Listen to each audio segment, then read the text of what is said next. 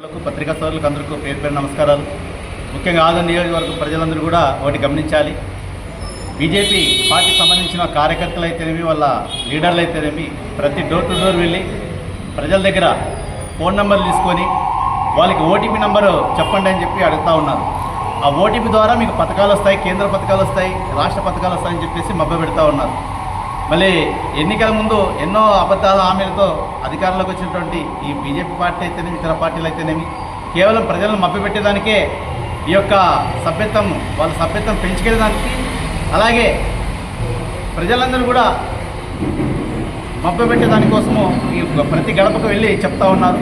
ఎటువంటి పథకాలు వాళ్ళకి రావు, ఎందుకంటే మీ డేటా అంతా వాళ్ళ దగ్గర ఉంటుంది కనుక మీరు ప్రతి ఒక్క వార్డులో అయితేనేమి, నియోజకవర్గంలో గ్రామాలు అయితేనేమి అందరూ కూడా ఎవరు కూడా మీ ఫోన్ నెంబర్లు అయితేనేమి, ఓటీపీ నెంబర్లు కూడా ఆ బీజేపీ పార్టీకి సంబంధించిన వాళ్ళకి ఎవరు కూడా చెప్పకూడదు. ఎందుకంటే మీ డేటా గుప్తంగా ఉండే డేటా అంతా వాళ్ళ చేతిలో ఉంటుంది కనుక మీరు చాలా జాగ్రత్తగా ప్రజలందరూ కూడా గమనించి. ఎన్నికల ముందు రాజ్నాథ్ సింగ్ గారు ఆదోనికి వచ్చారు. ఆయన వచ్చిన తర్వాత ఇక్కడ బహిరంగ సభలో భీమా సర్కిల్లో మీటింగ్ పెట్టి దాదాపు 500 కోట్లతో ఆదోని డెవలప్మెంట్ చేస్తామన్నారు. అవన్నీ కూడా అబద్ధాలే. ఈరోజు అధికారంలోకి వచ్చినటువంటి ప్రభుత్వాలు కూడా, ఈ బీజేపీ ప్రభుత్వం కూడా ఏ ఒక్క పథకం కూడా ప్రజలకు ఇంతవరకు అందేయలేదు. ఇది మళ్ళా ప్రజలను మభ్యపెట్టే విధంగా ఈరోజు ప్రతి డోర్ టు డోర్ వెళ్ళి ప్రతి గ్రామంలో అయితేనేమి, ప్రతి వార్డులో అయితేనేమి వాళ్ళ ఫోన్ నెంబర్లో డేటా కలెక్ట్ చేసిన దానికోసం ఇది ఒక కొత్త ఎత్తుగడ.